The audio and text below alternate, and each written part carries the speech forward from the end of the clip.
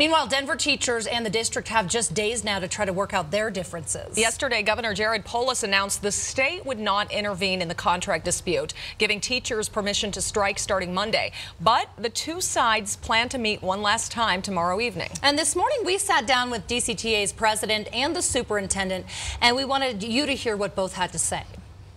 So joining us this morning is Denver Classroom Teachers Association President Henry Roman, and thanks for making that drive in this morning to join us. Oh, you're welcome. Yeah.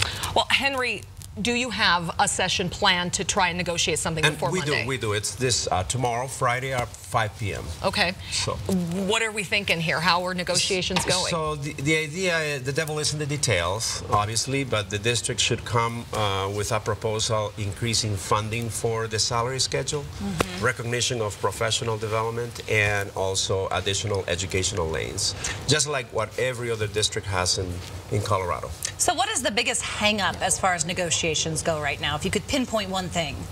It's the structure of the salary schedule, because it allows you to move and increase your pay over time. You guys want more base pay still. Absolutely. That's base still pay part of is the most important aspect of this. The district has been offering one-time incentives, and we don't feel that's what we need.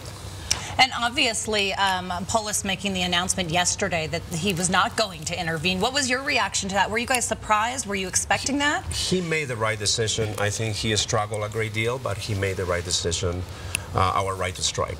And I think, you know, in Denver, we have a massive teacher turnover crisis, and we want to make sure that the district is serious about taking care of that problem, even if it takes a strike. All right. Henry Roman, president of the Teachers Union, thanks for being here once again. And joining us now is Superintendent Susana Cordova. So we have one last chance, it sounds like. Tomorrow night you guys will meet once again. What is the plan here from the district's perspective?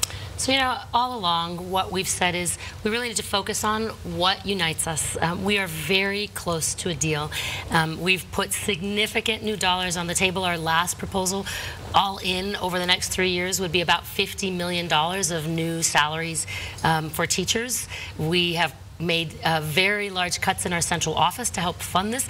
You know, we're very, very close. I think what it's going to take is for us to work hard at getting a deal. You say you're close. How hopeful are you can do that by Monday?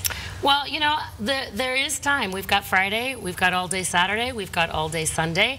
I think it's really important that the adults here act like adults. That's how we're going to come to the table, and that's why we think it's really important that we work on getting a deal. You know, you were a teacher the last time DPS had a strike 25 years ago. So what was it like? I mean, did that accomplish what you guys hoped to accomplish? So, you know, I was actually on maternity leave. So while I was teaching, I wasn't actually in the classroom. I didn't have to face the decision of striking or not striking. I came back in January after the strike in '94.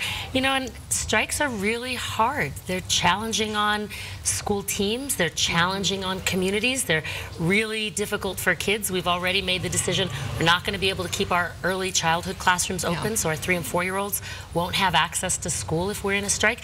It's in everybody's interest to get a deal. And hopefully you'll get that that's our before goal. Monday. All right, thanks for joining us this morning. Thank you. We certainly appreciate it.